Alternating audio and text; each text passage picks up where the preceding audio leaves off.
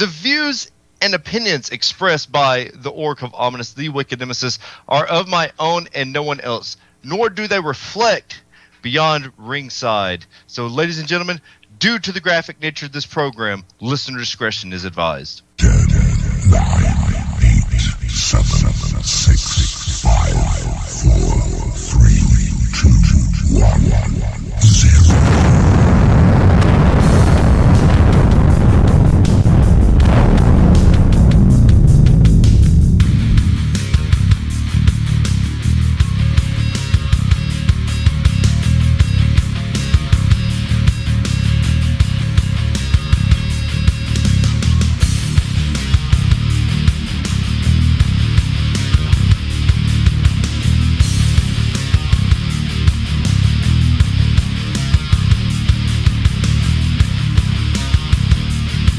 Ladies and gentlemen, it's Wrestling Wednesday.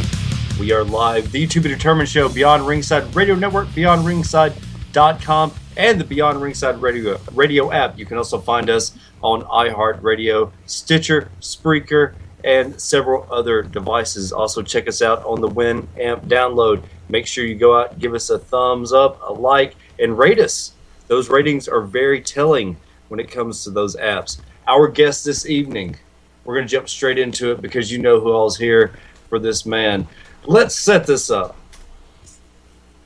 Very seldom is there an entity that comes through a part of any of the country that makes such a ruckus that no matter what, they are mobbed. This gentleman has pretty much been on a tear for the last decade and a half, almost 2 decades. But now you see him this Saturday in a dog collar match against Dusty MacWilliams. Ladies and gentlemen, if you've never seen this man's matches, if you've never seen this man's work, this Saturday, oh, you're going to see a masterpiece. And that artwork, that very canvas, is skin, and his painting is blood. Ladies and gentlemen, the No Pain Train. Iceberg. Mr. Berg, how you doing this evening? I'm good, brother. You know how to put some pressure on a guy, right? Jesus Christ, you were in a dog collar match in Georgia. When was the last time there was a dog collar match in the state of Georgia? Do you know? You know, I don't know. It's a first for me. This is unprecedented. This very seldom happens, as you know, as Eddie knows, as I know, as Angie knows. This Saturday in Carrollton, Georgia, you are in one of the toughest matches that has ever existed, and you are no rookie to hardcore. You are no, say, gentleman when it comes to beating the shit out of someone. But this Saturday, Dusty MacWilliams, this is personal. This man tried to take your eye out. And you have Jeff G. Bailey, the Andy Richter to your Conan O'Brien in your corner. I mean, the deck is stacked for this to be one of the most brutal, one of the, dare I say, most thunderific matches that has existed in the state of Georgia in some time, sir.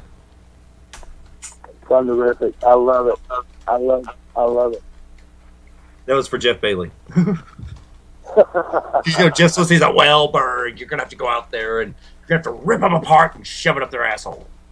Hey, you know, whatever Jeff tells them to do, you know, if I got to put 20 foot of dog collar up Dusty's ass, then that's what I'm going to do, you know.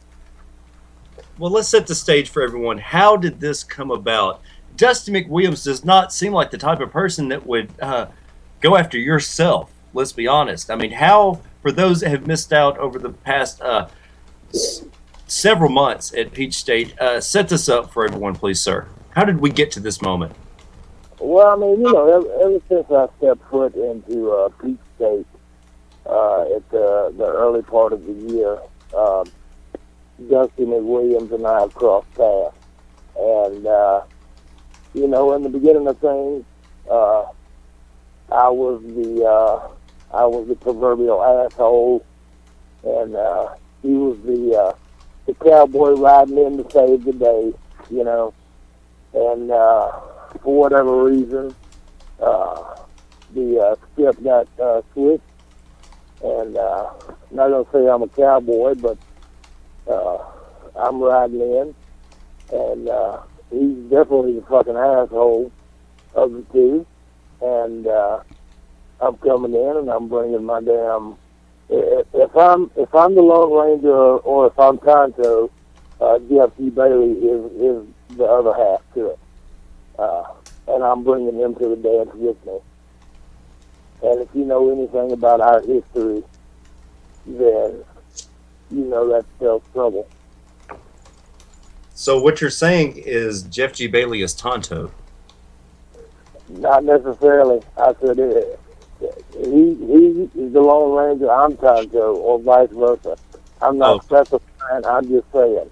No, I'm saying that. I mean, Jeff will be cool with Tonto. Tonto was a badass. It's okay. We all know you the Lone Ranger, motherfucker. Anybody that's seen... Oh, dear God. Okay, now let's get... Okay, Dusty. Have you given Dusty an opportunity? I mean, I know the man went after your eyeball, and I know this is personal, but has he waved the white flag yet? No. Dusty, he made things personal. He fractured my orbital bones and fractured my nose. I don't remember the exact date. Back in September, I believe. But he made it personal. He tried to take my eye. He tried to basically try to take my living away from me, because that's how I make a living.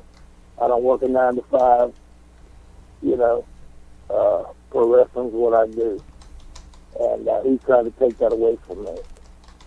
And for 8 weeks, I had to wear a fucking mask to protect this beautiful bug of mine, if you will. And very uncomfortable. I think it was every time I had to put that thing on and get to a ring, regardless to the Peach State or NWA Atlanta or Wrestle America or AWE, it was uncomfortable. I'm not good with being uncomfortable. And for 2 months, he made me uncomfortable. So for that, he's going to have to pay. He's going to pay the fucking price. He's going to fucking bleed all over Carrollton, Georgia. And if I got to bleed to death, then so be it.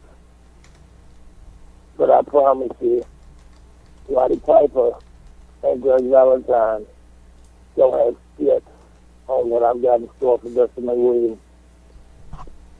Oh, Jesus Christ of Latter-day Saints. Eddie, you were there for this incident. You have seen this come about. Your thoughts on this match, because you heard exactly what my man just said.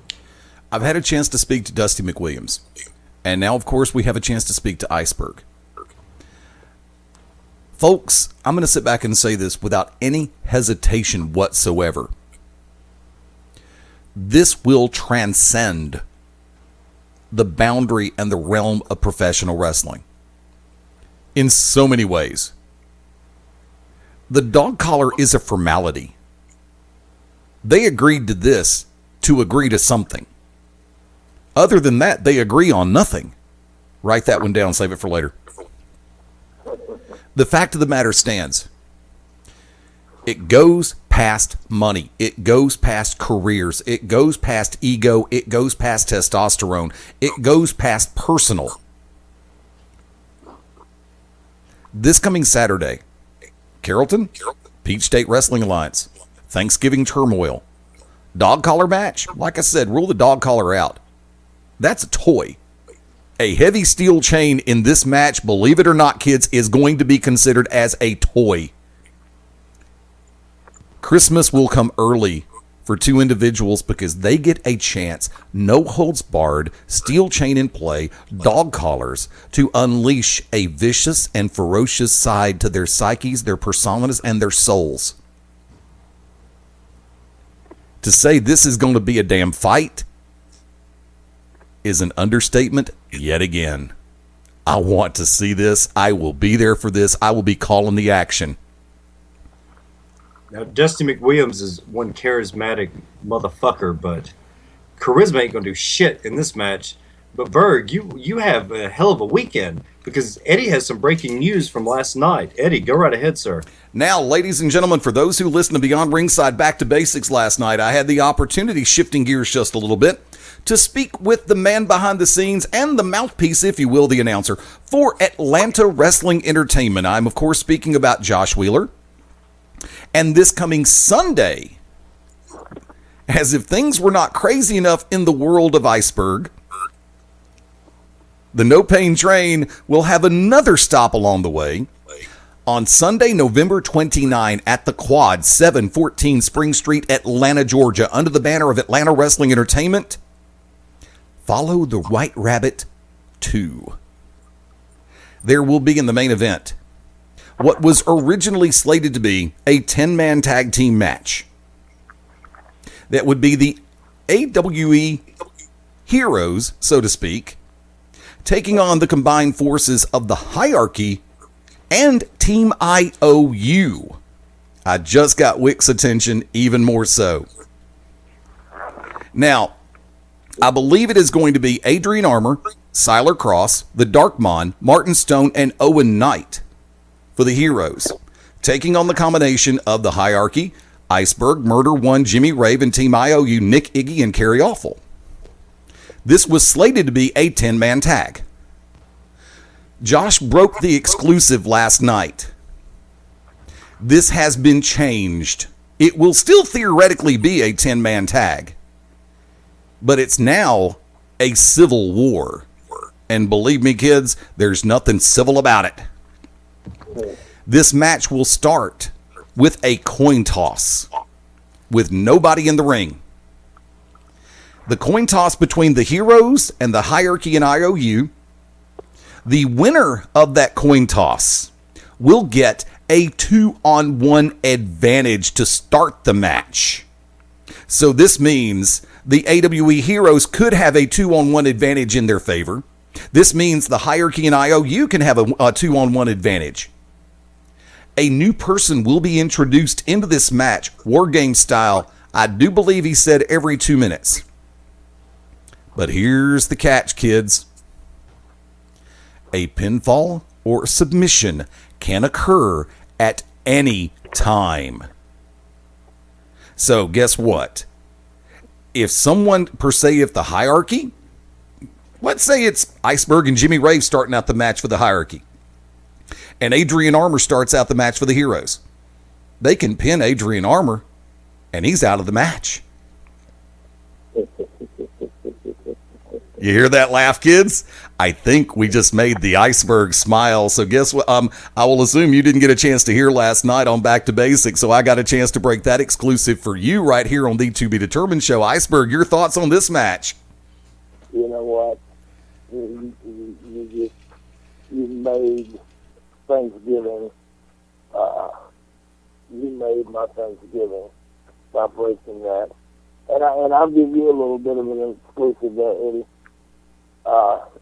The dog collar match that I'm in on Saturday, that was my idea. That was my idea. I don't give a fuck what happens to me. If I don't care what happens to myself, I certainly don't give a fuck what happens with Dusty MacWilliams. And if I have to fucking bleed all over Carrollton, Georgia, and leave a trail of blood from there to 714 Spring Street at the Quad on Sunday, that's fine. I'm going into that match the same way that I'm going into the fucking dog collar match on Saturday. I'm going in it to fuck somebody up. No ifs, no ands, no buts about any of it. I'm going into both matches to fuck somebody up. It's not about win It's not about losses. It's about you get in my way, I fucking run you over. If you're a fan of badass beatings, this weekend is got No Pain Train all over it. Berg, Do me a favor. Do me a Sir. favor. I have to do this one. Okay. I have to ask this question because I'm ready. I am so ready for this Saturday night in Carrollton under the banner of Peach State Wrestling Alliance, the dog collar match with you and with Dusty. But, Berg, I have to ask you this question. I'm looking at the lineup for the AWE Heroes, and there is one person, there's that one name that just jumps out at me. And I have to ask you, knowing the way you are about competition, knowing the way you are about wanting to face off against the very best, if there is a chance where you and Darkmon get a chance to go nose to nose, what's going to happen? First of all, it won't be the first time. If I shed blood, it won't be the first time with Darkmon. But I welcome the opportunity to go nose to nose with that fucking guy. Because I promise you, I faced them big and I faced them bad. Every fucking one of them. Michael Judas, Phil Shatter, whoever the fuck they put in front of me. I don't care how big you are. I don't care how fucking tall you are. They have no fucking idea of the shit that runs through this head. When I hooked up with Jeff G. Bailey 15 years ago, you think about that, 15 years. 15 years of a bond of sadistic fucking sit around and watch goddamn snuff film. The fucking beheading damn near of Nicole Brown Simpson will be a flash in the pan compared to what I'm gonna fucking do to Dusty MacWilliams or to anybody on the opposite side of that fucking ring come Sunday. There's a picture online from the last time that myself and the Dogmon faced each other, and he busted me open. And there's a bitch in the background. And I say that, there's a bitch. There's an Asian chick in the background. And she's got a look of disgust on her face. If she did this fucking Sunday, I may spit blood in her fucking face. Because I'm fucking going there to goddamn rip somebody a fucking new asshole. Whether it be her, whether it be the fucking Nasdaq Quad, whether it be Agent Armor, whether it be fucking Solid Cross, whether it be fucking Dark Bond, or any fucking body else that will fucking mention. I'm going there to do what I fucking do there. And that's fucking raise hell. And fucking make somebody's goddamn life a living hell. This weekend, everyone, if you want to see it, it is there. AWE on Sunday, Peach State on Saturday. Now let's get to the fun part of the show. Berg, you have a T-shirt out. Holy shit. What? Berg has a T-shirt. Holy shit. Oh, sorry. I got my eyes. What the fuck? How did this shirt? No, I'm talking about the shirt with your fucking mug on it. How did this shirt come about? Oh, brother, listen. I've got a good buddy of mine that attends a lot of AWE shows, and he actually the hierarchy T-shirt. I don't know if you've seen it on ProWrestlingTees.com or not, but he designed the hierarchy T-shirt, and I got with him and just asked him. I said, "Look, bro," I said, "I've got a couple of ideas for a T-shirt. You know, what can you do?" And he just, literally, 10 minutes passed. between the conversation that he and I were having. And I got this artwork back to the T-shirt. And I'll be honest with you, I've had T-shirts in the past, and my merchandise is sold pretty well for the most part. But this particular T-shirt with my fucking ugly mug in it has sold better in the first week of its release than the rest of the T-shirts that I've ever had combined. That is a badass T-shirt. That's why. That shirt right there is fucking on point. Apparently you're not the only one that thinks that. You know, I've had a tremendous amount of pre-order. That I've sent out to last week at Wrestle America as the first event that it debuted, and I can't even explain to you how many kids and parents and shit were running around with that T-shirt on. It's ridiculous. It's ridiculous. Like this, you know what I mean? Because I know I'm an ugly motherfucker. I get that. I think my wife's the only one that doesn't think that. But to look around and all I see is my face on these people. You know, like I'm doing something right, apparently. Those T-shirts make hell of a stocking stuffers, I'm sure. Hey, I promise you. I promise you. Buy two, get one damn free. I promise you. How will they be available at your events that you're at, like Peach State on Saturday and AWE on Sunday? Yep, I've got. With it being a holiday weekend, I wasn't able to put another order in, but I have a limited number of shirts available on Saturday at Peach State, and whatever doesn't sell there, I'll have shirts on Sunday at AWE at the Quad. But putting a new order in on Monday, so and there possibly could be an even newer design by the time the next weekend rolls around. See that? No, that's breaking news right there. Damn, we got more scoops tonight than Raisin Bran. We sure as fuck do. Berg, you have your hand in so much stuff throughout the Southeast. How has everything been going? Because you're popping up everywhere. You're active again. Yes. You're kicking ass, taking names. How is the wrestling world treating you these days, sir? I'll tell you what. I had an opportunity to speak with the guys of FOW Radio earlier, and I think that's going to air next week. But I tell you, man, it's like I told those guys, I'm having more fun now than I've had in the last 15 years.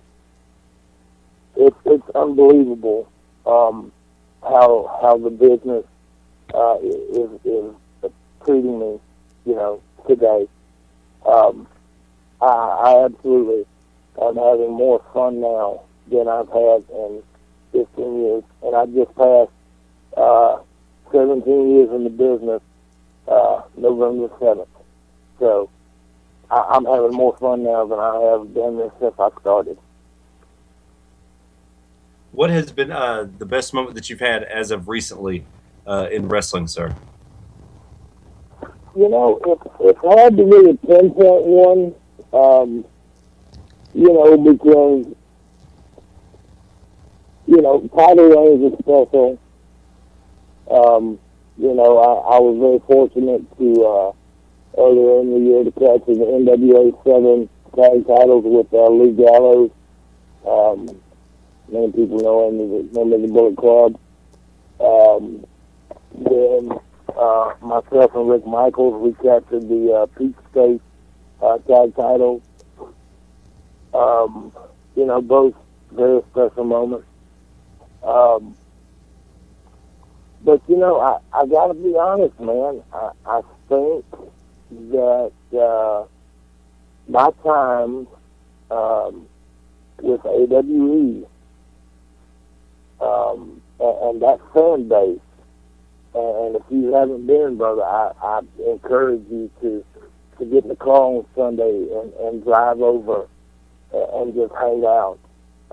My time there has been some of the best times that I've had in the business. The fans are they're ridiculous over there. They're smart, but they're smart, but it's like they won't tell you a new asshole. You know what I mean? They are that type of smart. Like, they'll let you know if they don't like something, but they're very polite. Like, they know that the newer guys that are coming up and are trying to break in, they give them their props when they're doing well. But when they don't like what they see from them, they let them know. But they don't do it in a way that's demeaning. Does that make sense? Yeah, I mean, that makes totally sense. I mean, and it's so much fun for me being there because, especially with the hierarchy. And I don't know how many people are aware of this, but Murder One was the person that actually trained me. Now, I started out with Tommy Too Much. I can never leave him out. He started training me, but the man that took the reins and finished and polished me off was Murder One. And in that class of trainees was Jimmy Rave and was Corey Chavis Rain Man. I think that's why AW is so special to me, is because I'm working alongside my trainer and one of my fellow trainees, with Jimmy Rave and Skip Day. I've known Skip Day since he was a kid, and to see the man that he's evolved into and the performer that he's become, it brings a warm feeling over me to see, how successful these guys, all of them, have become. I'm very happy for all of them. Murder, Skip, and Jimmy. Like, they've all carved their niche out, and they've all had, certain levels of success. And I'm very proud of them, and very happy for them, and very happy to be a part of the hierarchy. Iceberg, if I could, and you're making the reference to, of course, Atlanta Wrestling Entertainment being a part of the hierarchy, and I've got to throw this one out there. I've been to one of the shows at the Quad and called a couple of matches there, and also I was at the show at the Masquerade. Yeah. We're still going to lynch the owners of the Masquerade for what happened there. Yeah. The Geno Moose match and the great debacle. Is that what you're referring to? I've seen you in the AWE venue. I've seen you in Peach State. I've seen you at so many different venues as far as the styles of the show. And I've got to sit back and say this, and this is not blowing smoke. This is legit. I've never seen one person who could legitimately make the transition to so many different styles as far as the presentation and the packaging go, because AWE is a party. I mean, yeah. I love Peach State. I love AWE. They are both excellent shows. And of course, I'd heard about the storyline that you were a part of with Empire earlier in the year. And right. Knowing that situation in play with the trio that was chasing you down, or you were trying, y'all were going back and forth. I can't remember. I know Chip was a part of it. Corey was a part of it, and I'm trying to remember the third person. I interviewed him, and shoot me, I'm sorry, I can't remember right now. Please forgive me.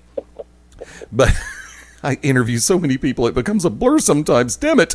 And I don't mean Josh Blick, but do you ever get to a point where you're sitting back going, okay, wait a minute. I was doing this show that night, and I've got to go this way on this show tonight. Does it ever get a little bit confusing, seriously?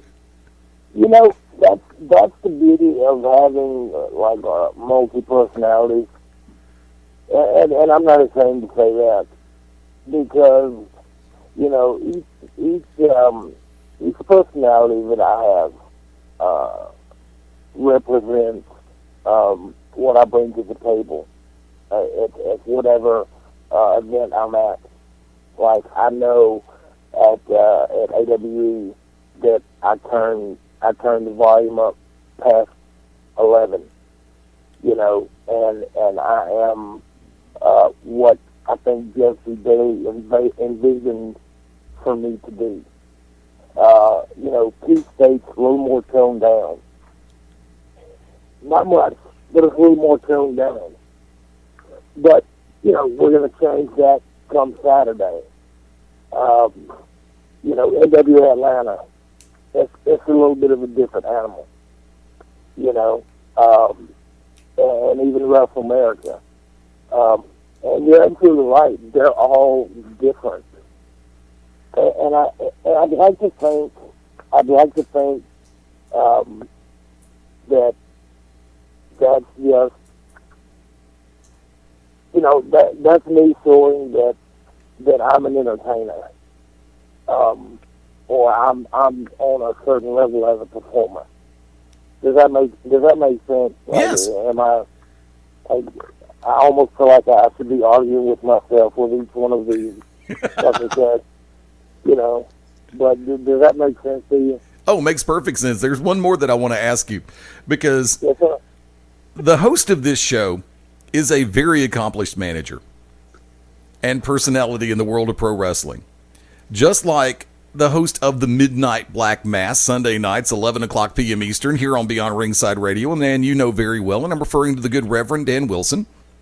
And your current manager, Jeff G. Bailey, you know, I consider to be an unholy talent alliance as far as cutting the promo, as far as laying it out there on the microphone for the public to hear, if you will. I had to get that one in. I had to get that reference in. Do you ever, I mean, in all seriousness, I got to ask this question. I got to ask it this way too, and I'll pay the price later. Do you ever, when you're standing there and per se Bailey is going on this, I mean, he's just hit stride and he's in that zone, do you ever just sit back and in your mind go, time out, wait a minute, you realize this is a promo, right? No, never. Like, I mean, you got to understand, man. Like, you've got to look back at some of mine and Billy's promos from Wildside. Like, you really do. You've got to watch some of that stuff. You know, we did everything from, and I know I referenced it earlier, but you know, the Nicole Brown Simpson thing, to Columbine, to we actually shot a promo from the fucking bridge where Wayne Williams threw one of his victims off during the Atlanta Style murders. So, no, I never look back and go, wait a minute, do you realize this is just wrestling? And this said, no, never. Like, because we're basically, Jeff and I are on the same page. Like, we were meant to be paired together in this business. You know, Jeff always wanted a monster. He always wanted a killer. And when I came along, he got just that. You know, and the guy on the other end of this conversation, Wicked Nemesis, that guy gets it. He fucking gets it, you know. And I'm very proud to call him a friend, someone that if I needed to, I could call up and say, you know, look, this is the dilemma I'm in. What would you suggest I do? You know, he's Jeff Bailey-esque. He's Dan Wilson-esque. You know, he's right there with those guys. You know, and I have I've got all the faith in the world in him, just like I do with Jeff, just like I do with Dan. He's somebody that if I needed, I could call on and say, listen, I need a manager. Would you come and be by my side of ringside? And I promise you, he would fucking be right there. Because he's on the same level with those guys and with myself. He's a sadistic fucker. Have you never seen him? Ever listen to his shit? Did you see him trying to set the fucking Bible on fire? We were just talking about this. It takes a fucking a certain level of fucking sadistic to try and set a fucking Bible on fire in a fucking in a fucking backwoods town that fucking thumps the Bible. Like they were ready to fucking lynch this motherfucker, and he didn't so much as put a flame within 5 feet of a fucking Bible. Nope. It was just the idea of it. But see, Berg let us do that. See, here's the thing. I know we're peeling back the curtain, and I know we've kind of ran through the first break. We got time. Make up for that. Berg was booking NWA Anarchy at the time. Let's say what it is. Without Berg, I don't get on to NWA Anarchy because God knows Bishop's fucking punk ass, his big ass wasn't trying to get me on. All he worried about was his fucking self. Or himself, I'm sorry. Himself. When it was presented us, I was like, well, fuck yeah. Berg had all the faith in the world with Skira, Bishop, and myself. All the faith in the world. Those motherfuckers, they were ready to fucking, they were seriously going to kill me over that. They were not fucking playing, and I was like, oh, shit. I looked at Tank, and I was like, good thing I'm back here with you. Tank got walked off. I was like, where are you going, Tank? Tank, Mr. Tank, where are you going? No, but that was Anarchy, man. Nobody, there will never be another Wild Slide / Anarchy. I'm sorry. As much as people tried to rebuild it, as much as people tried to rename it, what you guys did there, and that includes yourself, Murder One, Corey Chavis, Jimmy Rave, AJ Styles, everybody, all y'all bled sweat. That place was on fucking fire. What? Caprice. Yeah, Caprice too. Yeah. Yeah. I mean, everybody. They all just they gave it their own. Rick Michaels, they gave it their own. They gave it their all.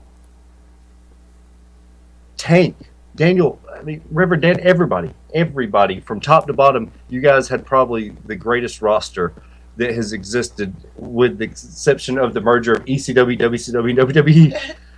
Yeah. But you guys fucking tore it up, and you look at the talent and how many of you guys are still active. I look at a reunion show that's going on, and there's 2 of us active on this reunion. I'm like, holy goddamn shit. But that's a testament to you guys and how you guys were trained. You go back to Murder 1, 322 all day, Uncle Murder. You guys totally grabbed that by the balls and ran with it. How were you able to transition into that into booking back into the ring? Was it a hard transition? Was it an easy transition, or was it just seamless? No, it flowed. It was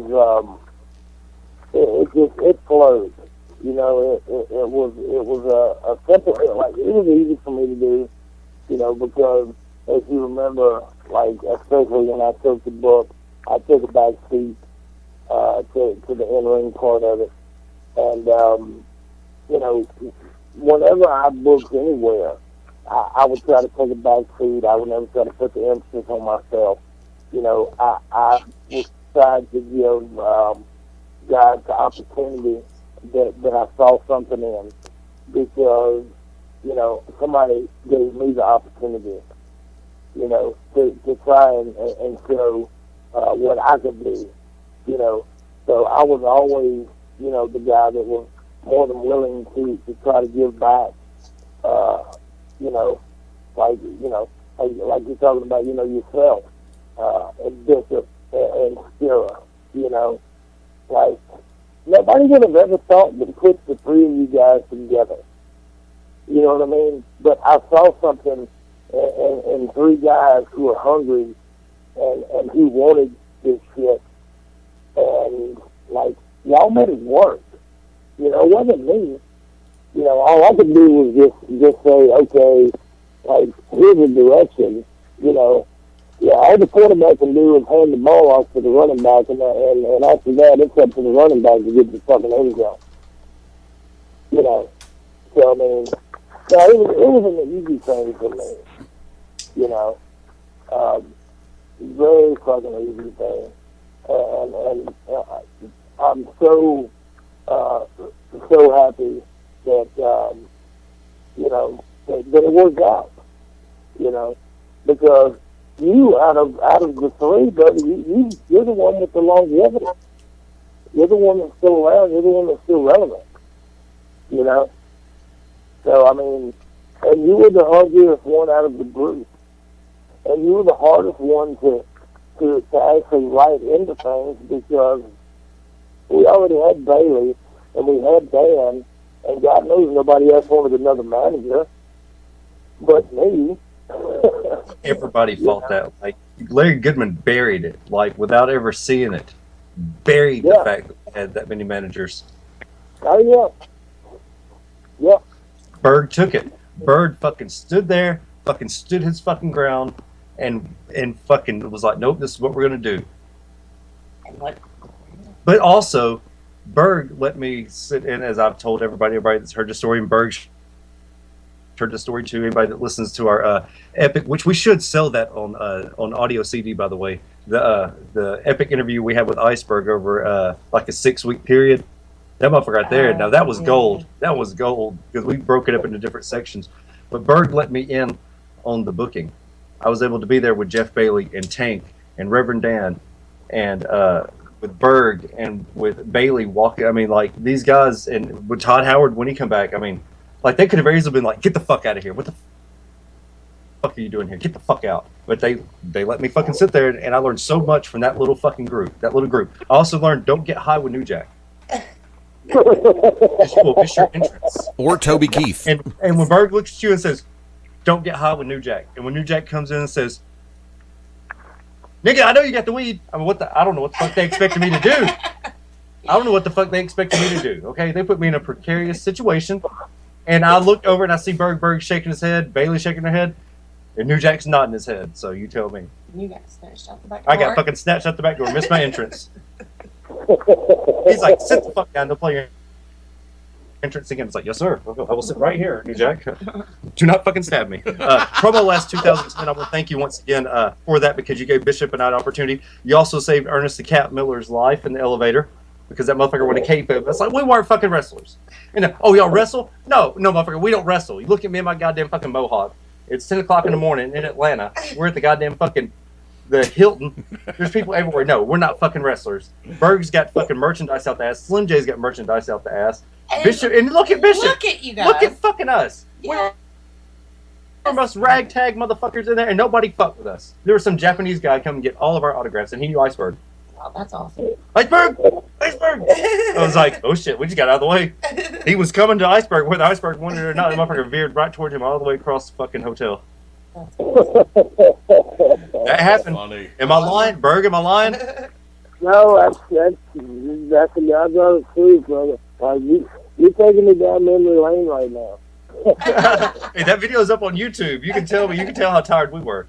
Because we'd been all night promoting and going out. Like, Bishop and I had been at Phoenix City, then we went to Columbus, and then we hauled ass to Cornelia and went to Atlanta to meet up with them. That's when we ate at Abdullah's Rib Shack. Yeah. Now, speaking of Abdullah, sir, a lot of people don't realize this. You're quite the big thing when it comes to professional wrestling, but also I've heard that you are doing an audiobook that you're up for a Grammy. Is this true? You know, that's news to me. I'd like to say, oh yeah, and I'm like, yeah, hell yeah, that's what I'm doing. That's what we're doing right now. We're making that interview an audiobook, getting that Grammy. Yeah, we could have sworn we saw that on trending on Facebook today. So, I'm sorry. It must have been another Iceberg Yes. Slim, I guess. Yeah, Yeah. Most I shady think Frankie. it was the camp. It was the camp. But you know what's funny is when I first started, that was what Murder One had tagged me as an Iceberg Slim, and I hated it, you know, because they weren't a damn thing slim about me, and I didn't, you know, I didn't know about the camp at the time, and then, you know, I started to put it together, and I was like, you know, I really shouldn't be Iceberg Slim because, you know, that guy's kind of already made a name for himself, and I won't be biting on that shit.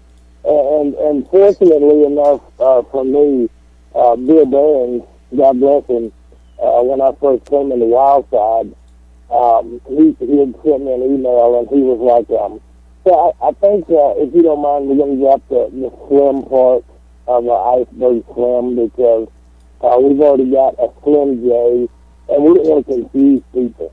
Yeah, as if people are going to be fucking confused with me and Slim J, you know, because we are so similar. So you know. similar. Yeah, and appearance and style and all that shit. But, you know, God bless him. Love Bill to death.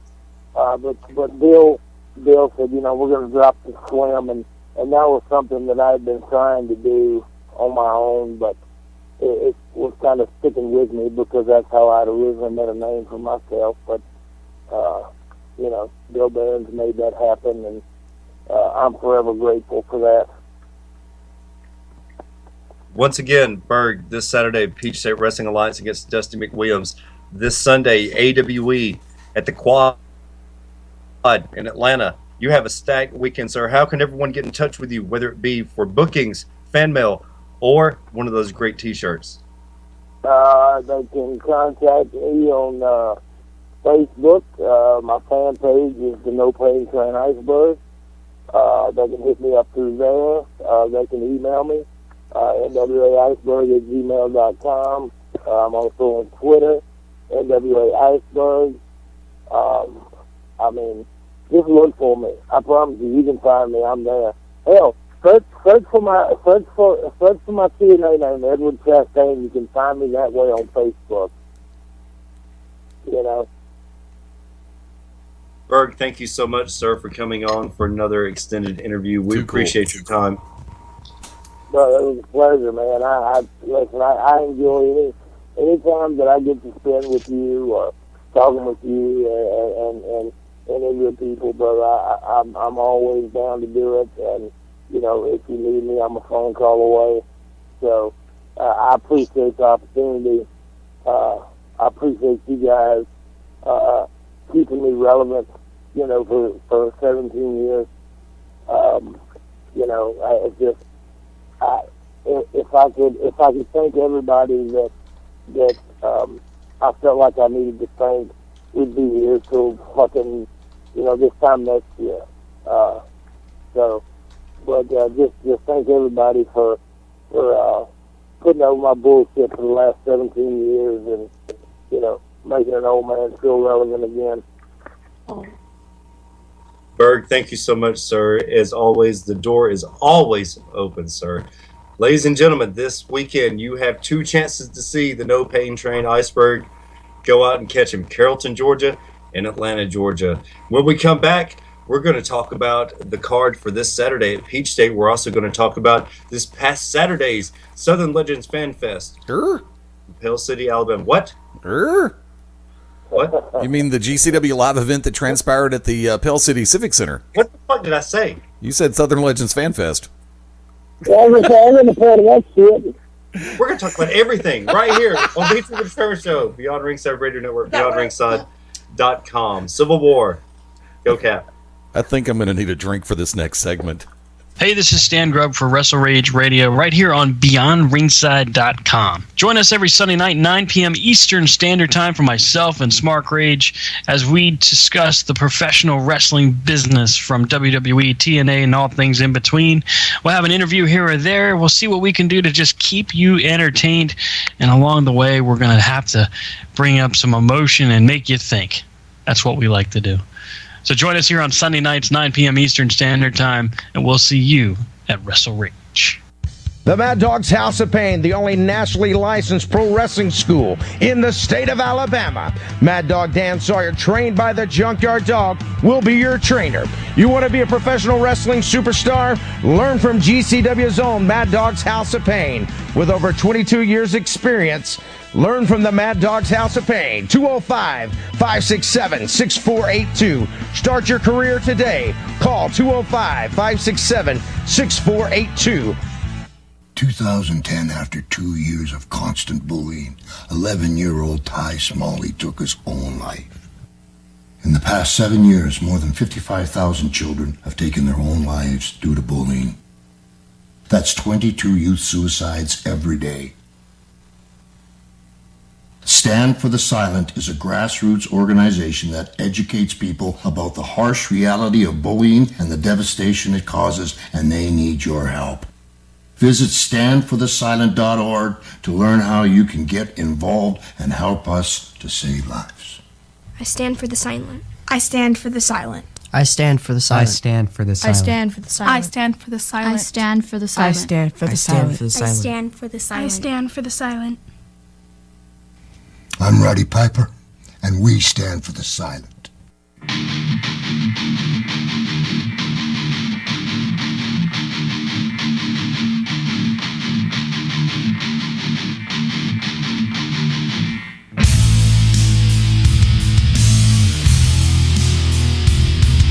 You know, there comes a point in time where you have to ask yourself one question, and it's not if I feel lucky.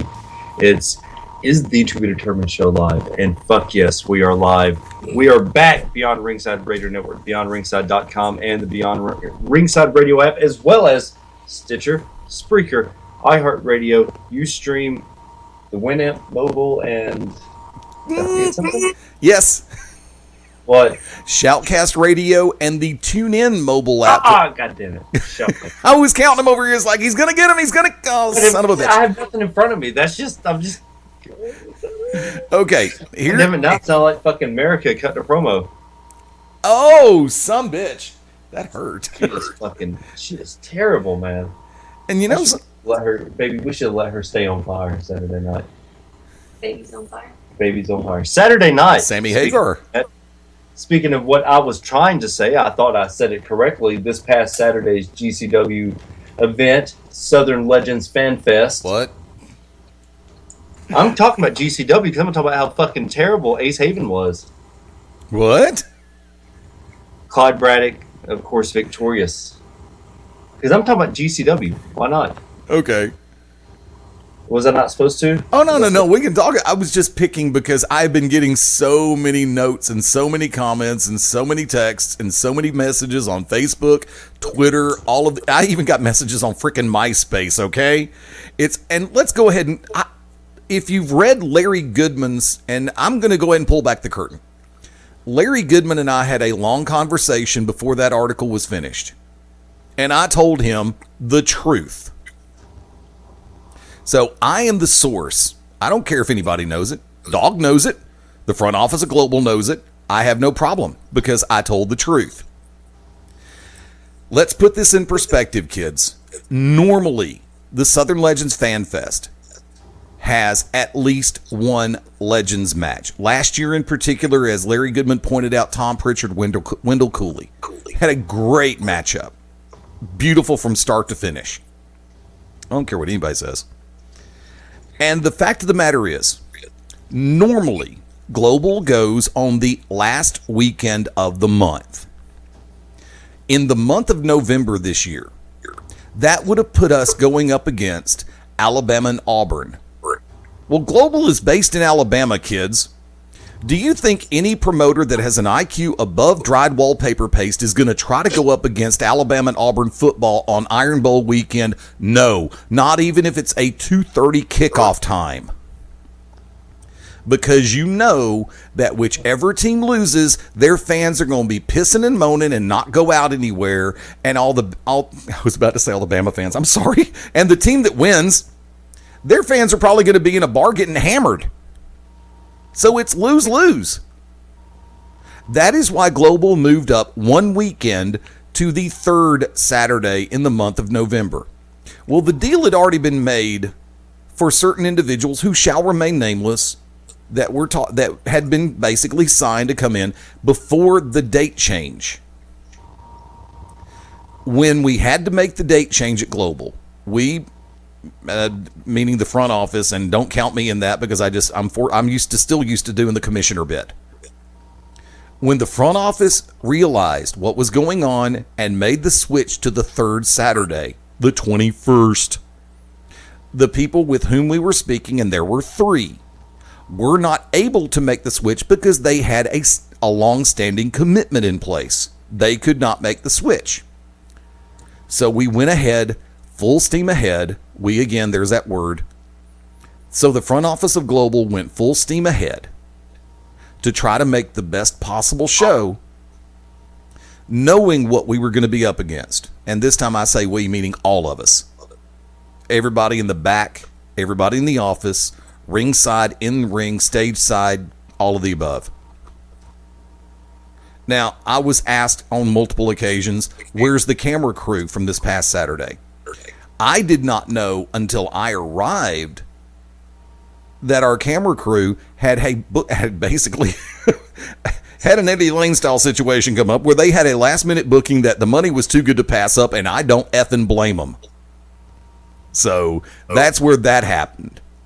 But as far as normally at the Southern Legends Fan Fest, we do have legends there signed for in-ring as well as autographs. And unfortunately, the individuals with whom communication was laid down and everything was signed, when the date was switched, they were not able to switch the date to. And I understand that completely, and I wish everybody else could understand that. So if you didn't know and you haven't read Larry Goodman's report, I'm telling you straight up, this is legit. This isn't a work. This isn't a storyline, a program, or a script. This is real life. That is what happened. Wick, back your way. We had a battle royal start off the show, start off Southern Legends Fan Fest. Yep. Let's rewind 3 years before this, where Clyde Braddock was sitting in the fucking audience selling T-shirts. And now here he is winning to advance in the GCW World Heavyweight Championship title match tournament. Your thoughts on this battle royal, Eddie? In this battle royal, you had individuals such as Damian Serotonin, Ace Haven, Night Prowler, Archangel Gabriel, Jack Gunn, Clyde Braddock, Trevor Eon, Antonio Garza, and Donnie Primetime in that order of entrance. There were 3, actually 4 out of this 9 that I could see winning this battle royal as a favorite. Everybody else, unfortunately, would have been considered a dark horse. So it's not going to be the Kentucky Derby where you got one clear-cut favorite. I had 4 that I was saying could easily win this. I agree with the fact that in traditional Rumble-style battle royal circumstances, a 2-minute interval would have been too much. My idea to take it to 1-minute intervals, right on it. If you cut it to 30, you end up cutting something out. You end up, it's a blur. No relation to Josh O'Hagan. Second reference of the night. I think that Serotonin gave a great account for himself in that match. I think Ace Haven started thinking a little bit ahead, but other than that, he was one of my picks to advance. Night Prowler was one of my picks to advance. Archangel Gabriel has come a long way in a short time and has learned some very, very valuable lessons. But he's still working to build. Jack Gunn, very young in the business. Got a lot of lessons to learn, but the kid gave a good account for himself. Trevor Eon, welcome back. Glad to have you in the family again, buddy. Antonio Garza, a sleeper in anybody's book, but by the same token, could also sneak up and steal one from you, and I'm not just using that as any other kind of slur reference. I'm saying it's the truth because that man is very fast and very fast on his feet. And DP3, Donnie Primetime III, another great up-and-comer in the world of pro wrestling. Learning all the time. And then you have Clyde Braddock. This man, you know, I refer to AJ Steele as a tank. I have to give that same accolade and that same description to Clyde Braddock. This man has trimmed down, toned up, gotten even stronger than he was before. This man is a tank. Legit. For him to come out of this advancing into the world title tournament, Braddock's been primarily a tag team wrestler over the last couple of years, especially in Sevenfold Saints. But the fact of the matter stands, Braddock, in my humble opinion, and Wick, I want your response to what I'm about to say. And it may have something to do with the factor of his amateur background. Clyde Braddock is wise beyond his years in the world of being a professional wrestler. I congratulate him on the victory, and I'm looking forward to seeing what happens from here in the GCW World Heavyweight Championship Tournament. Whenever we figured out that it was going to be a battle royal, I told Braddock just stick to the same plan. I don't know how many people saw it, but one of my favorite moments in wrestling happened in this battle royal. Donnie Primetime III was in one corner, running across the ring in a battle royal. Braddock was over there beside me, and he said, "Did he just fucking run in this battle royal?" I said, "Oh my fucking God, he did." He said, and as soon as he said, Donnie Primetime went to do it again, Clyde Braddock leg whipped this motherfucker legit. Primetime busted his fucking, oh my God, I laughed so fucking hard I had to hide. Don't run in a fucking battle royal across the goddamn ring. Like a fucktard. Goddamn motherfucker out there calling spots. That's fucking my Braddock, word. watch this. Bloop. Leg whip. Oh, I laughed so fucking hard at that shit. I don't know. Oh man, I don't know how many people saw it, but I laughed. Angie, I know you saw it. Your thoughts on this battle royal? Well, there was a lot of different talent. Braddock came out the winner. What else is there to say? The fucking Oklahoma Cowboy? Really? Really? Oh, well, I know who he is now. Yeah, fuck yeah. Steven Styles 0.4. Man, I saw a lot of new faces in there. I was glad to see Damien in that. Damien is very talented. Yes. It has the cutest baby ever. Oh yeah, yes. That is the cutest baby. But, sorry. Prowler, come down between Prowler and Braddock. Prowler got a little anxious, took off charging like a bull, not like the one-armed Leon Stresser, but like a bull. And of course, my man Braddock pulled the top rope, pulled the old dipsy-doo dunkaroo right over the top rope. So Braddock advances in your tournament. Second match. I don't even fucking remember what the second match was. I do. Because guess what? I'm the announcer. I have the full list in front of me. Yay! Hey, second match. That would be, believe it or not, and I've received a lot of messages about this one. It's like, how in the hell could this match go second? Oh, yeah. I know. And I'll say this one real quick. Why? Because it did. And that would be the Italian-American bad boy, Tommy Pinarelli, taking on the crown jewel of professional... Damn, I'm going to announcer mode. Son of a bitch. The crown jewel of professional wrestling, the original ecstasy, Jimmy Rave. Wick? I don't know what happened. One of the bumps on the apron, Tommy got knocked out. Tommy didn't remember finishing the match. He asked Braddock and I if it was a good match. I was like, yeah, it was pretty damn good. I mean, but once again, if you have a bad match with Jimmy Rave, you need to take all your gear, throw it in a dumpster, set it on fire, and jump in behind it. Yep. And this Saturday, we're going to see how much Tommy Too Much knows since he come on this very show and ran his mouth saying, hey, man, I think I can go toe-to-toe with the Jimmy Rave because he's getting Jimmy Rave this Saturday, Peach State. But this past Saturday, Jimmy Rave making a surprise appearance. Nobody knew Rave was going to be there until hours before the show. Yeah, we didn't even About 7 hours before the show. That was when it was broke on the internet. And actually, Mad Dog Dan Sawyer had the scoop on his Facebook page. Yeah. Oh, he's the president of the company. He can do that. Some bitch. Son of a bitch. But yeah, that was a really good match. I was very let down by the GCW fans because Jimmy Rave got like a mediocre. Rave and GCW should have got more attention and a bigger pop than that. Okay, here's the problem. Here's the problem, kids. And Joe Nelson, he's the problem.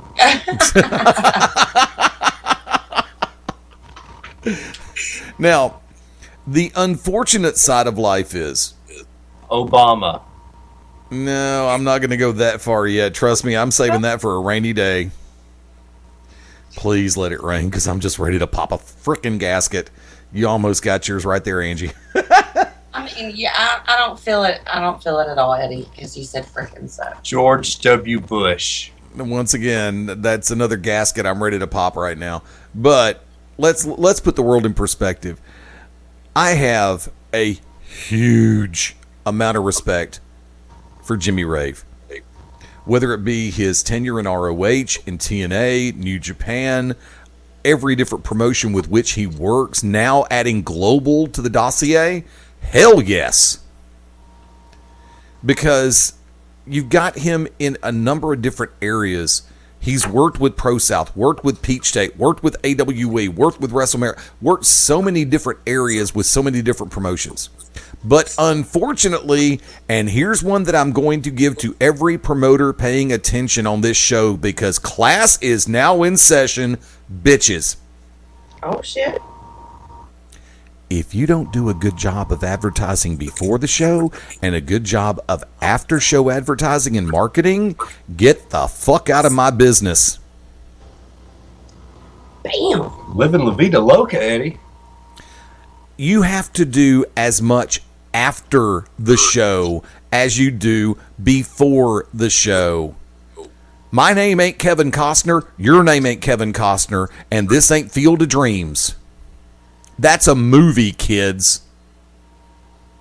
The fact of the matter stands, you can have 5-star matches from beginning to end. Or beginning to end, take your pick on the enunciation. Oh my God, I enunciated.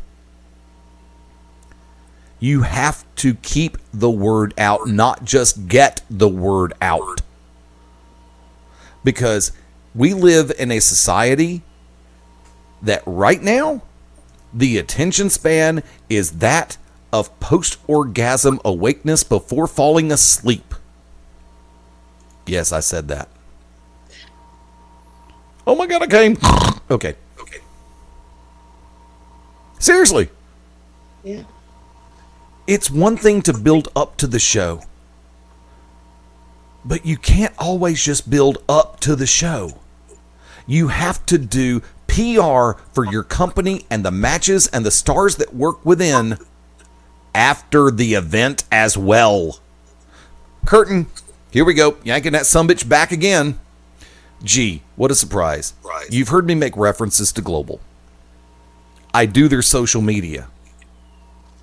Going up to the show, Spiral, Saba, handles a lot of the graphics work. I handle a lot of the graphics work. But the one thing that I do that I don't see anybody else doing in the world of pro wrestling is the fact that after the show is over with, it may take an hour, it may take 3 days. I will post a graphic or put a note on our page, our being Global, saying thank you to everybody who came and letting you know when the next show is. To every promoter and every marketing agent that's out there, take a lesson. I should not be the only one doing that. Number one, it looks canned, it looks generic, so what? Fans who have an IQ above dried wallpaper paste, there's your third reference for that in the night, who see that, realize the fact somebody took the time to make that graphic. Even if it is copy and paste and shifting things around and adding a new date for the next month, it still took effort. If making an effort for your company is too much, hey Ange, here's your second one. Get the f*** out of the business. Wick, back to you. No, I was letting you go. Go. Put that in your corncob pipes and smoke it, pilgrims. I'd rather find something creative and beautiful to put in my bong pipe. To hell with everything else. No, it's 4:20 somewhere. At least in 5 minutes it will be. No, but seriously, I mean, I'm being honest. And okay, can the dramatics, can the bullshit? Seriously, when Global is wrapped up for the night, it may take me an hour. It may take me 3 days. This month, it took me 3 days because I had so much on my shoulders and so much on my schedule that I didn't have a chance to do the graphic. But I always put out a graphic and put it up on both fan pages, facebook.com/GCWPro, as well as facebook.com/GCW Pro Wrestling. Sorry, I got the hiccups. Damn Bacardi.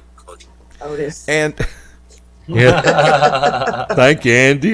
Just give me the key. I'll go ahead and let myself in. And fucking Andy Griffith reference. I love that show. Oh God, me too. Thank you for calling me Otis. That's a compliment. I love that character. Next best thing would be Ernest T. Bass. But no, it took me 3 days to where I was able to get 5 minutes to put the damn thing up there. And the thing about it is, in my perspective, the way I look at it, and this is being real, this is not Eddie Layne, this is not Fast Eddie Layne, this is the real me talking. If you can't take 5 minutes to come up with a graphic or tell your social media guru, your graphics guru to throw something up there, say, thank you for coming, you're an idiot.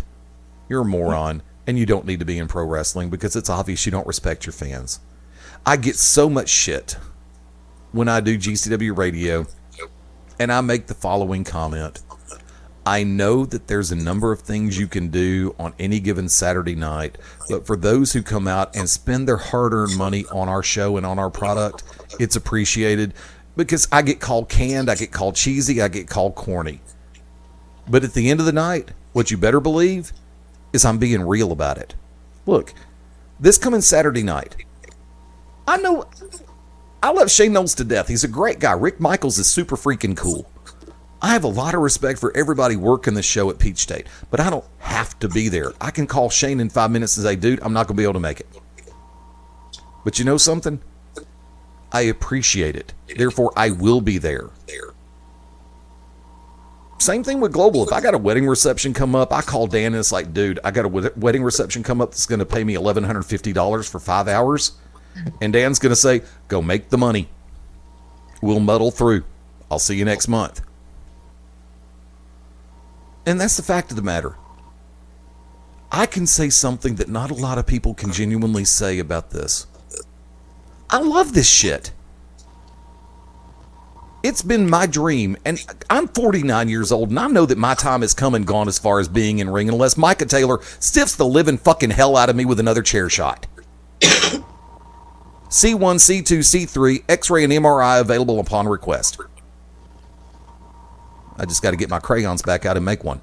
And I can't believe you took that fucking chair shot. Say what? I can't believe you took that fucking chair shot. Oh, dude, it was a badge of honor for me. Yeah, well, good for you. Bishop hit me one time with this chair, and I fucking rolled around the ring. I told him the ride home is going to be very awkward. Yeah, it will be. In the fucking face. That's why I didn't ride home with Micah Taylor unless Tracy was in the car nude. And hello, hula lessons. Upside, inside out, living la vida loca. There you go. He's at it again. I know. No, but seriously, I mean, like I said, for every promoter that listens, for every owner that listens, for every social media guru and marketing expert that listens, take 5 minutes out of your day and do something after a show to acknowledge the fans who spent their damn money on your event, on your show, on your card, because they will respect you for it. I'm not pulling back a curtain by saying this. I'm just telling the damn truth. And yeah, screw it. That is my side of the coin. Except for Joe Nelson. No, actually, Joe respects it too. I've talked to him. Except for Joe Nelson. Okay. Okay. Whatever you say. Okay. With Joe. I know. He always has to give Joe a hard time. Of course I have to give. Joe was sitting there with his arms crossed. And I said, why you got your arms crossed? Oh, he's doing Mabo. Yeah. He's pulling a Mabo. Yeah. Impress me, fat man. Entertain me. Make me laugh, fat man. Yeah. I've got something I'm going to send you before it's over with, and I may just go ahead and post it. And this is something that I've not put on GCW's social media.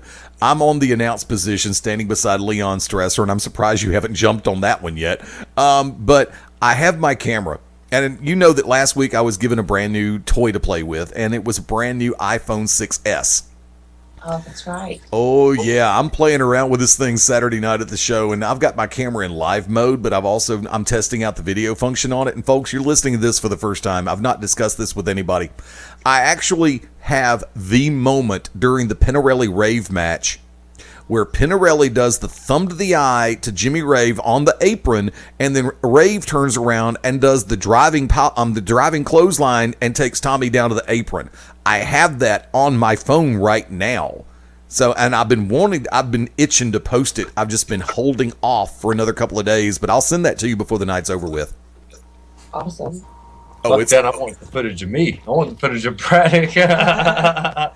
And by the way, folks, real quick. Pinarelli's a Pinarelli good guy, but he he's not wants Wicked to see Nemesis. what happened. He He didn't finish. know. Look, he come to the back. This is I pull back the curtain again. He come to the back, and of course, Clyde and I were the first ones to meet him because Tommy is an amazing guy. Tommy is I awesome. love Tommy. Yeah, Tommy a great is guy. fucking awesome. He's got an awesome And I was family. like, you good? And he was like, and he had that look in his eye. Anybody that's ever been in any sports, you know that fucking concussion look. Yep. He was like, yeah, man, I'm cool. And I said, are you sure? And Clyde's like, Clyde's like, oh. Clyde Braddock was like, What'd you you say? don't look good. You sure? And he was like, yeah, man, I think I hit my head. I said, yeah, I think you fucking hit your head. So I sat over there, you know. Because that didn't even sound like something Pinarelli. Yeah, the way exactly. Like, So he's whenever I just sat down, not and Braddock that was like, you cool, man? You need a bucket? And he's like, yeah, I'm going to take a walk outside. So, of course, Braddock and I walked I straight wish out you with would him. have let me know. What, we could get your attention. Oh, that's true. You were. Yeah. Yeah. But anyways, we checked up on him. He was definitely concussed a little bit. Finished the match and had a good match. So That's a professional. yeah, I mean That it is speaks- fucking doing what you do without even knowing But it. that's when it becomes instinct and when it becomes Exactly. second nature. Exactly. So, wow, what a testament to both of those guys. Now, I'm gonna short circuit you for a second because Wick, I'm gonna bypass you for a second, and I want to find out what Angie thought about the Stormy Lee Pandora match for the GCW women's title match. You know, I really thought that it was a decent match. As bad as I hate to admit it. No, I'm kidding. I love women's wrestling, so of course I'm gonna love it when I see a good match, and they had a good match. I was impressed. I really was. I was not expecting Stormy to be that well prepared. Of course, you know, I know who she trains with. I know she was going to be prepared, but she looked really good. And Pandora, of course, was amazing. I was really, it was one of those moments for me too. Where was the crowd in that match? The match was vibing really well. There were a few fans that, they were interacting with, but I just felt really I wish the fans would have been more into it. They should have been more into it. Wick? Were we the only ones? Did you get that feeling as well, Eddie? Oh, hell yeah. I got that feeling throughout the entire damn night. Yeah. There were a lot of points. I was like, what more do these guys have to do Let's see. to like... Braddock winning it was probably the Jesus. loudest cheer besides Spiral taking his shirt off, and that's saying something. Yeah. And Jennifer, take your medicine. Yeah. It was very lackluster. The fans. Yes, the fans were like, their reaction was They were lackluster. dead. They were Because, like I fucking- said, it was like, at one point, it was like, what more can you guys do to get them off their feet, to get them going? I was like, off my feet, And like hot ice as clapping, well. and, but it was disappointing, the fan reaction was. And we're not healing on the fans. Absolutely not. Absolutely not. No, we're really not. We're all tired. We've all had stuff going on. So, I mean, who knows what all was going on in that to make that all happen. But Do me a favor. yes. Do me a huge favor. The CFO of Full Range Entertainment has asked me if I could come in for a quick meeting. If there is a way, can we go to the bottom of the hour break just a touch early? Yep. Absolutely. The Jupiter Tavern Show coming back live, Beyond Ringside Radio Network, BeyondRingside.com. Ladies and gentlemen, this is Smart Rage from Wrestle Rage Radio, coming to you from the Beyond Ringside Radio Network. Join myself and my co-host, Super Stan Grubb, Sunday nights at 9 p.m. Eastern as we present Wrestle Rage Radio, where we rant and rave on everything in the world of pro wrestling. Sometimes we'll have a guest. Sometimes it'll be just me and Stan BSing about the sport that we love, pro wrestling. Check us out. Tune in Sunday nights, 9 p.m. Eastern, 8 p.m. Central, only on the Beyond Ringside Network.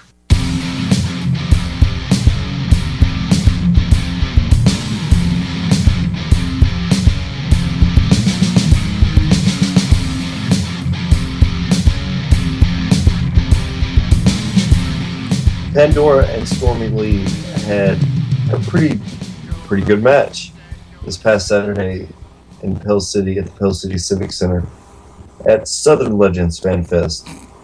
But what everyone is talking about, Eddie, is what happened after the match. Now, you had probably the best view of this. Yeah. Describe this scenario of what happened after Stormy Lee and Pandora's match. Well, as far as it goes, a newfound alliance between Stormy Lee and Veronica Fairchild has taken place over the last couple of months, and this is something that even I didn't see coming. Because I figured the foundation of pro wrestling and the Brotherhood were two separate entities and or factions. From that vantage point, apparently there is I don't want to use the word alliance. I maybe will probably use the term mutual understanding. Either that or two chicks know how to use a selfie stick. Who the hell knows? And address all complaint letters to 1600 Pennsylvania Avenue, Washington, D.C., because they care more than I do about what you're going to complain about. Well, lo and behold, when Veronica Fairchild came down and she and Stormy started trying to take out Pandora, there was someone in the back who, I'm just going to go ahead and lay it out there. I know that she is an ally of Dan Sawyer. I know that she is a mercenary, a hit for hire.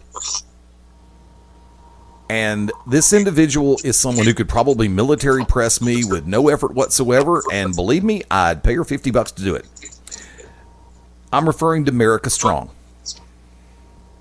or as the Wicked Nemesis likes to call her, Three-legged pitbull. There's your reference, kids. But as far as it goes, I noticed a touch of trepidation on the part of America.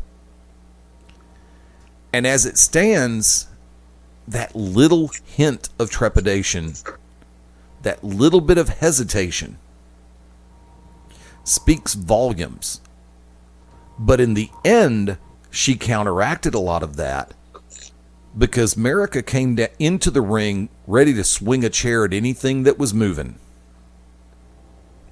Now, for those who know America, she's worked with a number of different promotions, whether it be Wrestle America, whether it be AWE, whether it be Ring of Honor, whether it be Peach State Wrestling Alliance, and now Global Championship Wrestling over the last few months.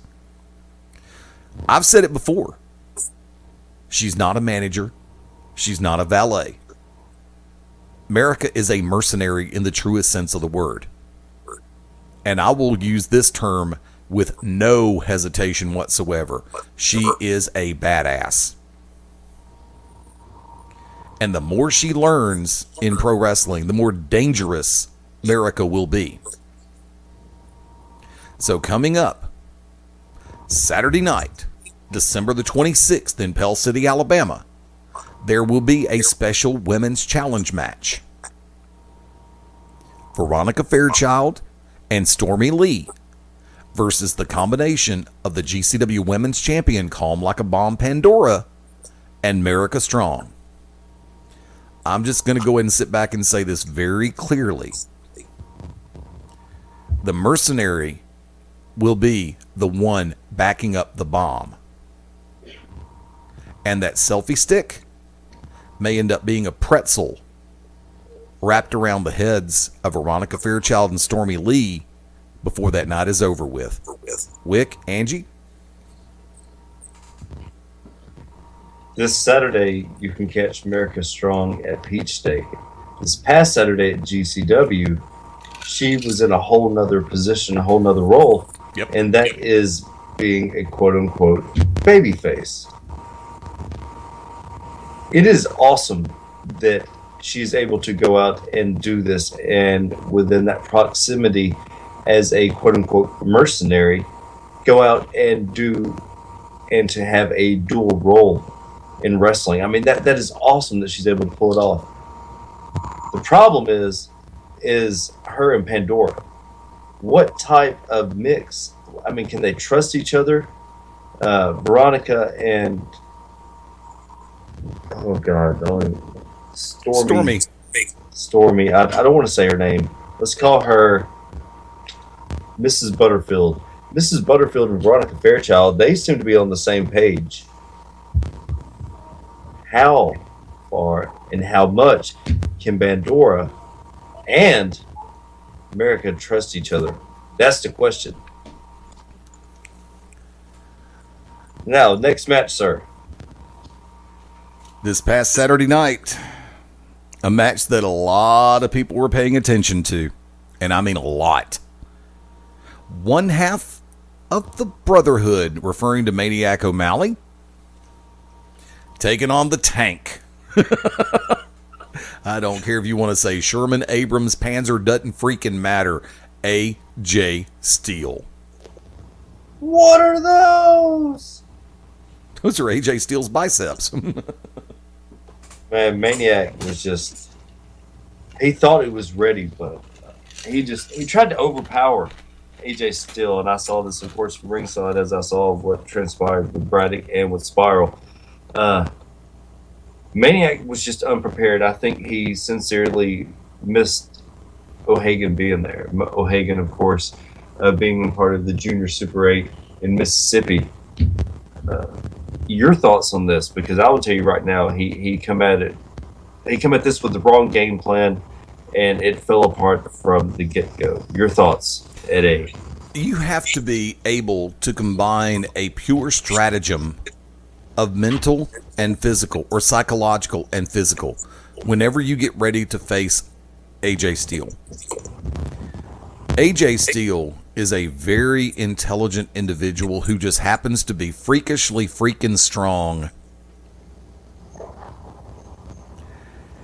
O'Malley is a talented competitor, but he's had a lot of time off. And little by little, he's getting back into the groove.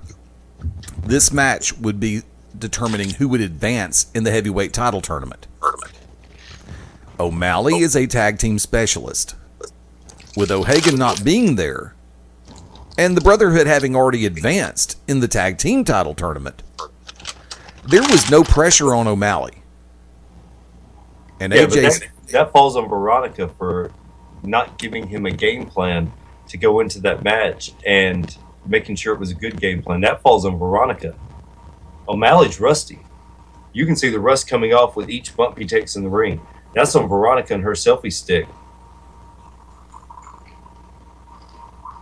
True. Agreed. But I think... Work with him, Eddie. Come on. No, I mean, I agree wholeheartedly, but by the same token, I have to sit back and lay this one out there. Knowing the fact that the Brotherhood has advanced in the tag team division, O'Malley didn't really have to feel that he needed to advance in the heavyweight division. He would have looked at that as gravy. And when you have that perspective going into a match against AJ Steele, you are so screwed. Plain and simple. Agree or disagree? Oh, you're 100% correct. I just can't believe that somebody would have that thought process, mentality going into any match, much less against AJ Steele, but you could be correct, sir. So AJ, of course, advancing in this tournament. And, of course, the one that got skewered the most, What do we have next, sir? That would be a tag team challenge match for a advancement position in the GCW World Tag Team Title Tournament. That would be Francisco Chiazzo and Simon Says, the Circle of Disrespect, taking on the Aries brothers, Scott and Andrew. Wick, I'll give you first word on this one. Hell no, you go first. Okay. No, don't get that shit off of me. Oh, thanks. Hell yeah. I got a world of respect for the Aries brothers. They have a lot of potential in the world of pro wrestling. And, I mean, straight up legit, these kids continue to get even better. But when you're facing a combination like Francisco Chiazzo and Simon Says, a very polished tag team in the Circle of Disrespect, part of the foundation of professional wrestling, you got to be on your game.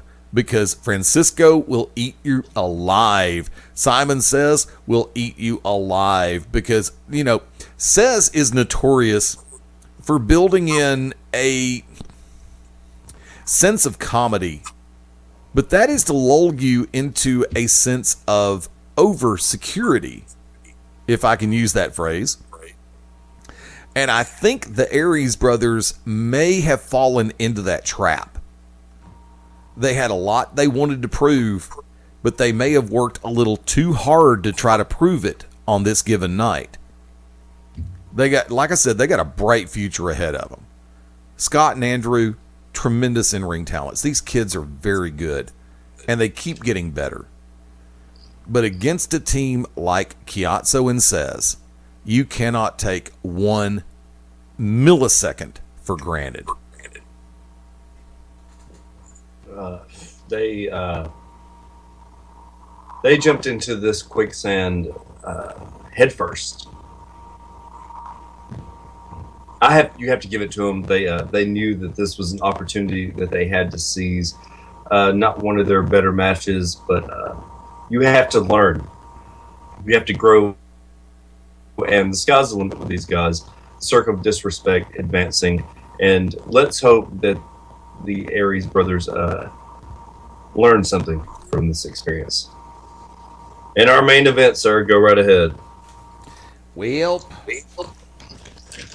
actually, there's another match in front of that. God damn it, what is it? I forgot. That would be another match for the GCW Heavyweight Championship Tournament. And that would be Mudbone, the Mystic from San Monique, taking on Charles Zanders. Oh, yeah.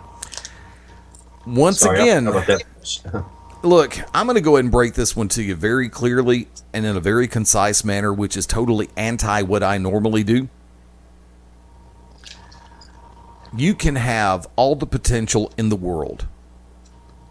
You can have the future on your shoulders, but there is going to be that one person that you run up against that will make you realize the future is now, and that man is Mudbone. And in Charles Zanders' case, I am so sorry to say it like this, that future was a brick wall. And Zanders did not have a battering ram. It's like trying to rollerblade on an ice pond. It just did not work. Mudbone is one of those that is one of the most underrated, underappreciated, and overlooked individuals in the world of pro wrestling. I've watched this man for years. He is a tremendous in-ring talent. Zanders, once again, great in tag team action. The kid has got unlimited potential. But on this night, unlimited led to unlimited possibilities. The thing about it is, those possibilities met the reality known as Mudbone. Wick? I actually like Charles Zanders. This was not his night. Mudbone with the longest entrance in the fucking world. Charles Zanders it just wasn't enough. He brought it all and all for naught. So you take your lumpings and you learn from them, and Charles Zanders, a little edgelet, goes about his business, and Mudbone advances. Now our main event, Spiral against Tommy Gage. The rap star, rock star, busted mouth, Tommy Gage. I didn't realize his mouth. Yeah, his mouth kept busting on the double drop kick from the apron, the running one. Oh. When Spiral literally took the water from me and said, "You'll swick smooths," and he kicked him right in the fucking face. It was phenomenal. Your thoughts on this match, Angie? You saw this match. Tommy Gage. Did not look like shit.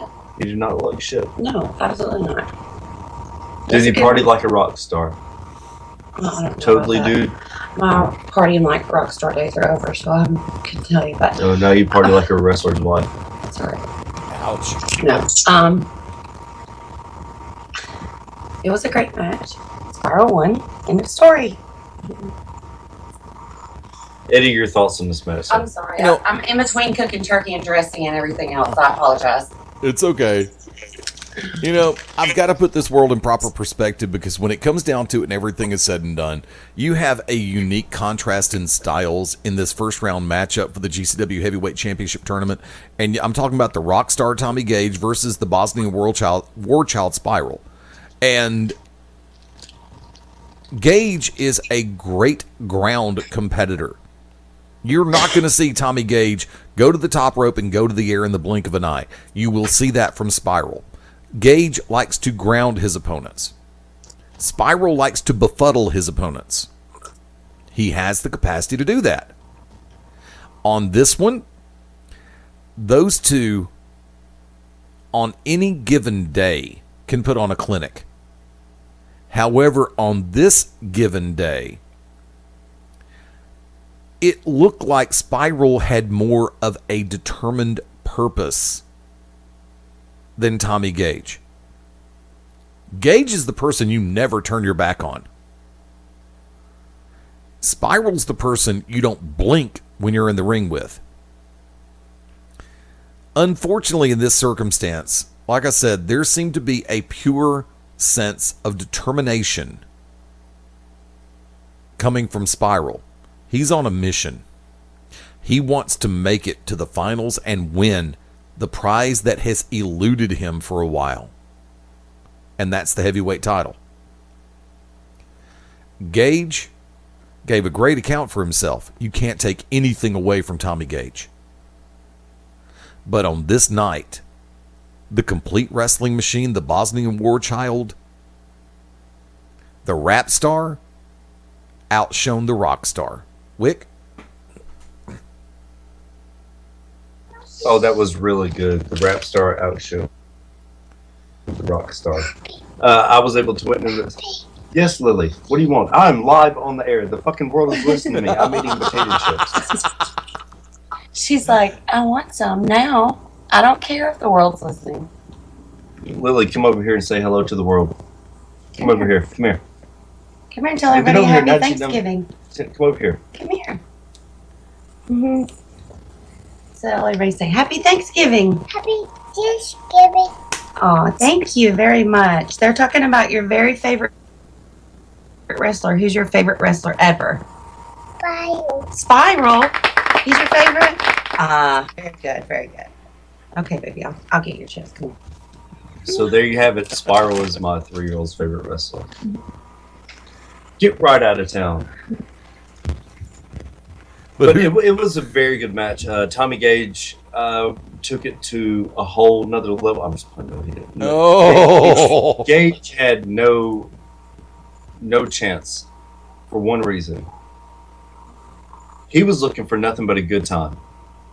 Spiral was looking for that gold. That's what separated them. You look at that match from the very beginning. I have.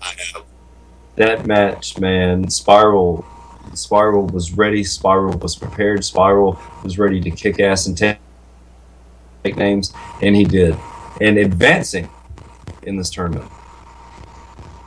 So that was it. That was everything that we can think of right now. With the exception of one little thing. Sir? With the exception of one little thing. Yes. At the very end of this. Thank you. I was waiting. See, that's called a dramatic build-up. Oh, okay. You know, it's from the Peter Parker school of refining. As we were getting ready to leave the ring, music hits. There's no denying who it is. It's Jimmy Rave. Jimmy Rave comes out and gives praise to Spiral, and then challenges Spiral on December 26th. Yep. This match has the potential to be match of the year. Just like everything that happens, Spiral does this. Spiral always does it at the very end of the year and at the very beginning of the year. He's like, yo, dog. And he goes out and has one of these great matches that you're like, shit. Yeah. That could be match of the year candidate. And for the first time ever, Jimmy Rave against Spiral. Right there, Pell City Civic Center. December 26, 2015. Do not blink. Do not miss it. The crown jewel of professional wrestling and the Merchants of Death's own, the Bosnian World Child, Spiral. GCW, Hill City, Alabama. Your thoughts, sir? Look, I'm going to go ahead and sit back and say this. To everyone who listens to the To Be Determined show, to everyone who listens to Beyond Ringside Live, the Midnight Black Mass, Wrestle Rage Radio with Smart Rage and Stan, Saturday Showcase, Back to Basics, all the shows that are here on this station and on the network. If you live in the southeastern United States and you can make it to Pell City, Alabama, Saturday night, December 26th, as Spiral and Jimmy Rave take on for the first time, you are going to see, I've heard this word used so many times, this is going to be a clinic.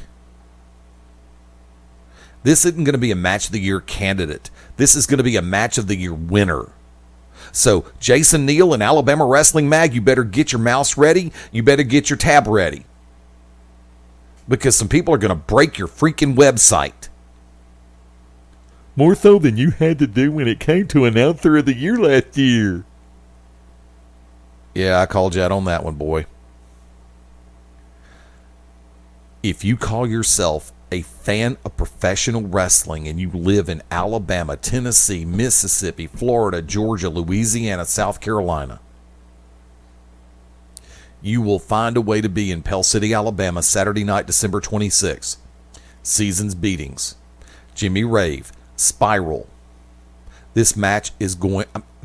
Hey, Jimmy. Hey, Spiral. I don't mean to put any pressure on you, but I'm going to tell the freaking truth on this. This match will blow people away because you have two of the absolute best in the world of professional wrestling going head up, one-on-one. It's not for a title. It's not for a bounty. It's not for an accolade. It's to see who's the best. Like I said, with all due respect to every promoter that I work with and that I have affiliation with, I don't mean to take any storm out from anybody else's show. What I'm doing is telling the truth. These two have the capacity of a 6-pack of dynamite. And Global's got it. So, like I said, the winner of this match will advance in the heavyweight title tournament. It's not for the heavyweight title. It's not for any of the titles that Jimmy Rave currently holds. It's not for any of the titles that Spiral currently holds. This is just to advance in a tournament. But what I'm telling you is something very simple. This is going to be worth the drive. I've already told you about the Women's Tag Team Challenge match. Veronica, Stormy, America, Pandora. That match is going to be a lot of fun to watch. Because you got 4 completely unpredictable elements. You've got 2 predictable elements in this match. Jimmy Rave and Spiral. The predictability fact is that they are going to give you that much more than you expect or than you hope for in a pure pro wrestling match. Be there. I guarantee you won't be disappointed. that match is why we all got into professional wrestling. Almost all of us. No, I mean, there are some people like, look, Mom, I'm a wrestler. But, that's why I got into the business, was for matches like that. Well, it's come that time, everybody. It's getting late. It's getting dark. And we still haven't talked about Peach State Wrestling. We're going to take a quick break. When we come back, we're going to talk about Thanksgiving turmoil. Huge show. It's Thanksgiving Eve right here. The To Be Determined Show live, Beyond Ringside Radio Network, BeyondRingside.com. Howdy, friends. This is the Magic City Motor Mouth, Fast Eddie Layne, with your invitation to join yours truly, along with Mark Mabo Bowman and the Oracle of Ominous, the Wicked Nemesis, every Sunday night, 6:30 p.m. Eastern, 3:30 p.m. Pacific, for Beyond Ringside Live. Wrestling, mixed martial arts, sports talk, and a whole lot more. Keep your eyes open on BeyondRingside.com for all of upcoming show information, and of course, catch us on social media as well. Until then, we'll see you this Sunday, 6:30 Eastern, for Beyond Ringside Live on the Beyond Ringside Radio Network. Sunday nights at 11 p.m. Eastern here on BeyondRingside.com. Join us for the Midnight Black Mass. Myself, the Reverend Dan Wilson, brings you the dark gospel of professional wrestling, uncensored, unedited, uncut, and not for the faint of heart. You can find out more about us at youtube.com/pottyhumor or subscribe at Potty Humor on iTunes and Stitcher today. Hey, this is Stan Grubb for Wrestle Rage Radio right here on BeyondRingside.com. Join us every Sunday night, 9 p.m. Eastern Standard Time for myself and Smart Rage as we discuss the professional wrestling business from WWE, TNA, and all things in between. We'll have an interview here or there. We'll see what we can do to just keep you entertained. And along the way, we're going to have to bring up some emotion and make you think. That's what we like to do. So join us here on Sunday nights, 9 p.m. Eastern Standard Time, and we'll see you at Wrestle Rage.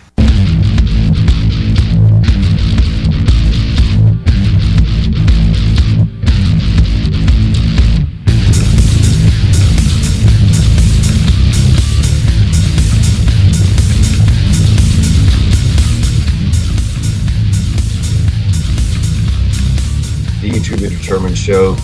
This Saturday, we have Thanksgiving turmoil at Peach State Wrestling Alliance in Carrollton, Georgia. This card itself is stacked. You have the retarded three-legged pit bull America and Tommy Too Much taking on Jimmy Rave. You have Simon Sermon taking on Shane Knowles and myself. Dusty MacWilliams and Iceberg with Jeff Bailey in his corner in a dog collar match. You have Tyson Dean taking on with Sal Renaro. Yes. Sal Renaro with Getz. I heard Getz broke his leg. Yes, he did. Yes. At WrestleMerica, Getz broke his leg in 2 places. What the fuck was he doing? I have no idea. I haven't seen the tape. I saw the picture, and that was it. So speedy recovery to Getz, man. So Getz will be in a wheelchair this Saturday night in Carrollton, Georgia. Well, he's not missing a booking. Are you shitting me? That motherfucker's not missing a booking. Oh yeah, and he's gonna milk it for all it's worth, so he'll be there in a freaking wheelchair. Man, he better be glad I respect him because I'd fucking. Hey, he needs to know how many people you dumped out of wheelchairs. I would do that. I'd handcuff his wheelchair to his bag. You know what I'm saying? But yes, yes, because that motherfucker was at PCW, and he was like, "Wicked, I'm going to be a wrestling manager." I was like, "Okay, cool." Reach for the stars, and to come out and try to get heat with me, like, "You ain't shit. You ain't shit." Like, I just reached over and dumped him out of his wheelchair. Oh my god, man, he's paralyzed. I was like, that mouth sure was running. And Hill Wicked Nemesis, Larry Goodman made me rethink my entire existence. Honestly, like 20 minutes ago, before our 7-year-old passed out, she said, "Do you like it when my dad's a good guy or a bad guy better?" And I was like, "Marilyn, I love it when he's a bad guy." And she said, me too. So that is Hill Wicked Nemesis at his very finest. Or worse. I don't know. But once again, you have Larry Goodman saying that I cut my best promos ever. Yeah. His babyface. They go figure. Even Eddie, they gave me a microphone. I was like, what? They're like, yeah, biding time because Braddock broke the ring. Yeah. Well, Garza and Prowler double suplexed him, and there it was for everyone to see. Now, I've got to sit back and say this. You are very hypercritical of your own promos, and Goodman, God love him, he will call, if he doesn't think it worked, he'll say it didn't work from his perspective. And I have a lot of faith in a lot of the things that Larry Goodman says. He's normally brutally honest about stuff. So I've got Wick on one side in a text message going, dude, I don't know what the happened. Yeah, I stopped myself there. And then I got Larry Goodman on one side going, that was one of Wick's best promos ever. It's like, damn. I know. It's a double-edged sword. It really is. It's the sword of, yes. I was about to say the sword of Damocles, but what the hell?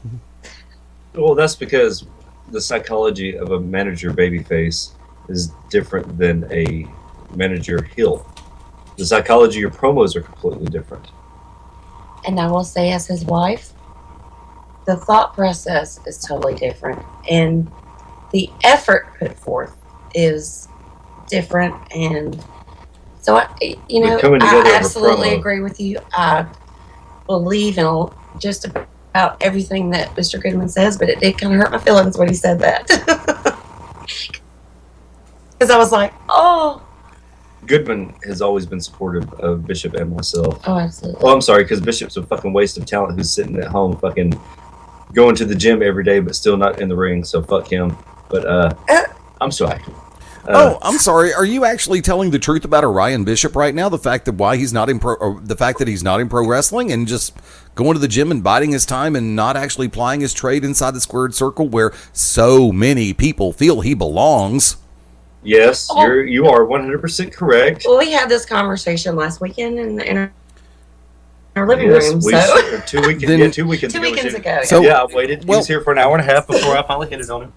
So I will just go and sit back and say this.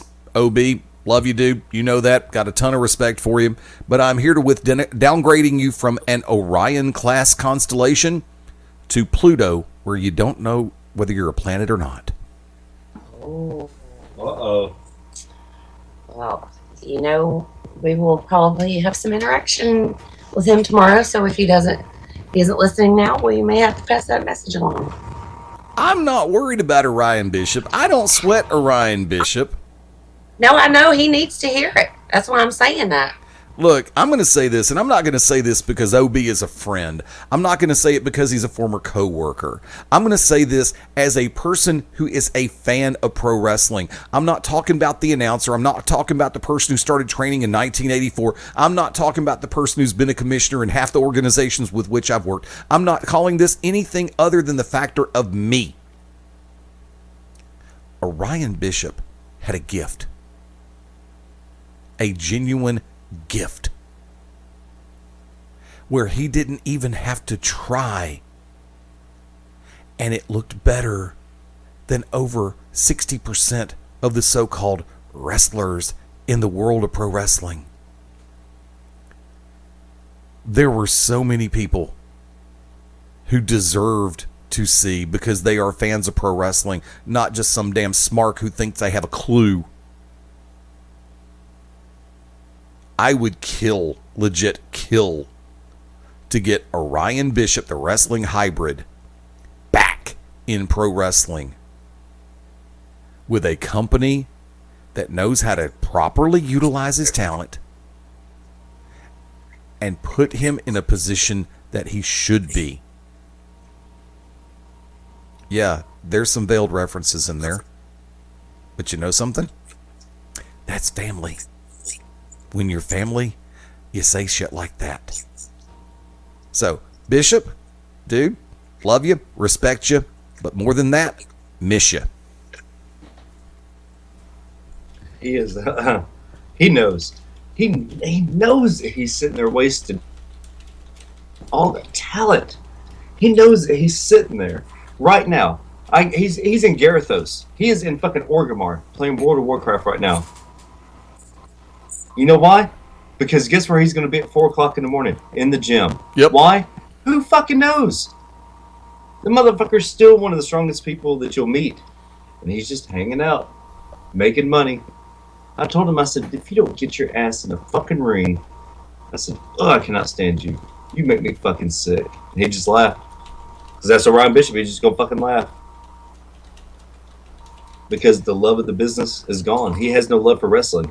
We played wrestling all the time growing up. Every wrestling game we had, every 64 game we had, we've almost got in fist fights over wrestling games. We broke into the business the exact same day together. We trained together. We rode up and down the road together. But yet, he lost love for the business because of how he was treated. And people that treated him like shit, they know who treated him like shit. And they know what they did. I know one of the people that treated him wrong. And I still stand behind my comment that was a vulgar display and misuse of power with the book. Thank you, Pantera. Yep. And you know, he actually has a move called the Vulgar Display of Power. Yeah, I know. Let's go. Oh, man, I can't stand him. Peach Tape this Saturday. I got to run this down. I'll do this one for you real quick. Folks, we've made references to it. Our special guest this evening on the To Be Determined show, the No Pain Train, the Being of Unspeakable Horror, Iceberg, will be this Saturday night at Peach State Wrestling Alliance in a dog collar match against Dusty MacWilliams. Also this evening, or that evening, Saturday night. Sorry, just bit my tongue and I hate it when that happens. The savior and the crown jewel of pro wrestling, Jimmy Rave, in a non-title match. The Peach State Heritage Champion will be taking on the then NWA Atlanta Champion, Tommy Too Much, seconded by, say the adjective. Making her way to the Star Search Series stage, America Strong. The three-legged. Took you long enough to get to three-legged pitbull, damn it. From that point, with everything that's been going on between Tyson Dean, Sal Renaro, and Al Getz, it all comes to a head this Saturday night in Carrollton as Tyson Dean and Sal Renaro face each other in a ladder match. And at the top of that ladder will be Tyson Dean's contract with Al Getz. If Tyson wins, he gets his freedom from Al Getz. If Sal Renaro wins, God only knows what's going to happen. Dog collar match, Iceberg taking on Dusty MacWilliams in the No Limits division at Peach State Wrestling Alliance. The new champion, Kevin Blue, takes on the former champion in the rematch in P-Dog, Mike Posey. My question is, which members of the Get Along Gang, the GAG, will be there backing up Posey this Saturday night in Carrollton? My tag team partner, the host of this show, the Oracle of Ominous, the Wicked Nemesis, will be seconding and managing Shane Knowles as he goes head up against Simon Sermon. Sermon gets to name the match. I don't know if I would be panicking right now because there is every possibility in the world, knowing Simon Sermon, it could end up being an evening gown match. And also, in the tag team division, hashtag trending now, Ace Haven and Charles Zanders will be going up against DP3, Donnie Primetime III, and Mr. Excitement, Britt Jackson, a team now known as the Feature Attraction. I think that's what it is. I may be wrong on that one. Shane said it last night. Go back and listen to Back to Basics. You'll find out exactly what it is. But once again, bell time slated for 8 p.m. Eastern Time. Doors are going to open at 7 o'clock p.m. Tickets are very much available. Check in at pwafanbase@yahoo.com. You can also check for ticket information at 770-328-1162 or 770-328-2251. That's this Saturday night. Carrollton, Georgia, the Central Elementary School, 633 Stripling. Sorry, I hate it when that happens. Stripling Chapel Road in Carrollton, zip code 30116. Eddie. Wick. Hey. How can everyone get in touch with you, sir? And what does the Beyond Ringside Radio Network have upcoming, sir? Well, let's break it down. Saturday, November the 28th. The Shooters Gallery returns. Yours truly, along with Shane Knowles and Robert Cosper. This Saturday morning, 11 a.m. Eastern, 10 a.m. Central, and a certain Dolphins fan did not call in this past Saturday like I had hoped he would to make predictions on the weekend's football games. That's you. And the trifecta returns this coming Sunday, the 29th. Beyond Ringside Live, 6:30 p.m. Eastern. Wrestle Rage Radio with Smart Rage and Stan, 9 p.m. Eastern. And the brand new episode of the Midnight Black Mass with Reverend Dan Wilson and Andrew Alexander at 11 p.m. Eastern Time. And of course, on December 1, the Tuesday night conversation, Beyond Ringside Back to Basics, the 10 count returns, 9 p.m. Eastern, 8 p.m. Central, and I do believe we're going to have a huge surprise as far as our special guest this coming Tuesday. Channels are being worked. A good friend of mine is putting the bug in the right ear. There's been some situations occurring, and like I said, keep your eyes open. At Beyond Ringside on Twitter, Facebook.com/Beyond Ringside Live, BeyondRingside.com, the home for the station and the network. For me personally, at Fast Eddie Layne on Twitter and Instagram, Fast Eddie Layne, LAYNE.com. I'm going to stop doing the spelling on it. And as far as the barb goes, because I think the person to whom I was making the barb is just too effing stupid to understand the fact that I was calling him out on it. But that's in the past, and I've let it go. I really have. For all of my friends in the Central Alabama area this Friday night, looking forward to seeing everybody. Yes, when you're done with the turkey, Buffalo Wild Wings will be holding Turkey-okie. Yes, I said that. This Friday night, 9 p.m. start time. If you like to sing, if you know someone who does, if you're just looking for a place to get out and blow off some steam after all the damn sales have driven you crazy, come join me this Friday night at Buffalo Wild Wings. And also, friends, don't forget, you can also catch Iceberg this Sunday, the 29th, in Atlanta, Georgia, with Atlanta Wrestling Entertainment, as he, the Hierarchy, and Team IOU, one of Wick's favorite teams in the whole wide world, take on the AWE Heroes. Check out ATL Wrestling ENT on Twitter and Instagram, as well as www.atlwrestlingent.com. At Wicked Nemesis on Twitter, of course, the Wicked Nemesis, the To Be Determined Show, and Unlucky Charms, Merchants of Death, Sevenfold Saints, all have Facebook fan pages. Give us a like and a share. Thank you to Iceberg for coming on tonight. Hell yeah. This Saturday, Peach State Wrestling Alliance, Carrollton, Georgia. Make sure you're there. This is Thanksgiving turmoil. Leave your shit at home. Don't bring any knives, any false teeth. No crutches. No crutches. No laser pointers.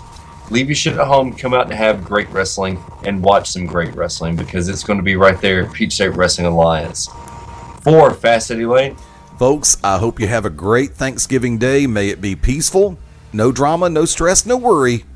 Just be careful, because that turkey will put your ass to sleep. And then, of course, there's that bird I'm talking about, too. For Angie Nemesis. Happy Thanksgiving. I will be spending my day with my beautiful family and Wicked's mother and her husband. Satan. So Satan will be dining with us on Thanksgiving.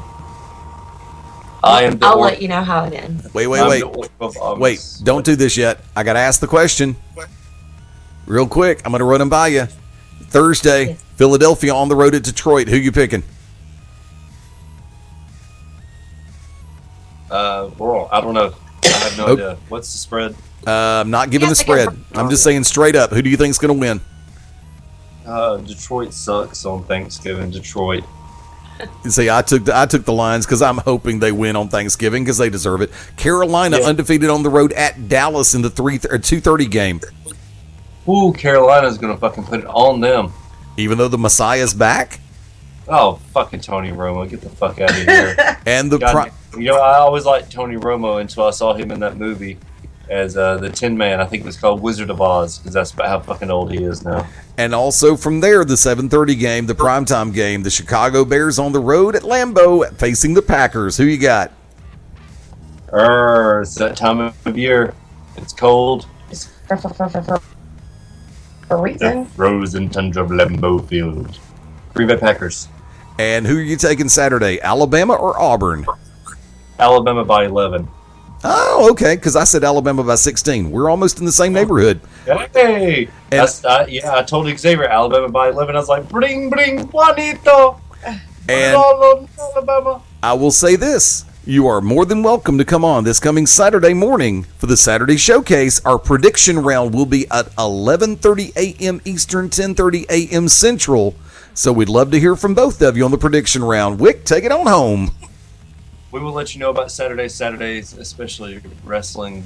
Saturdays and Sundays are always hectic as fuck around here. So I am the Orc of Ominous, the architect of intellect, the Wicked Nemesis. Thank you all for tuning in tonight. Good night. Good luck.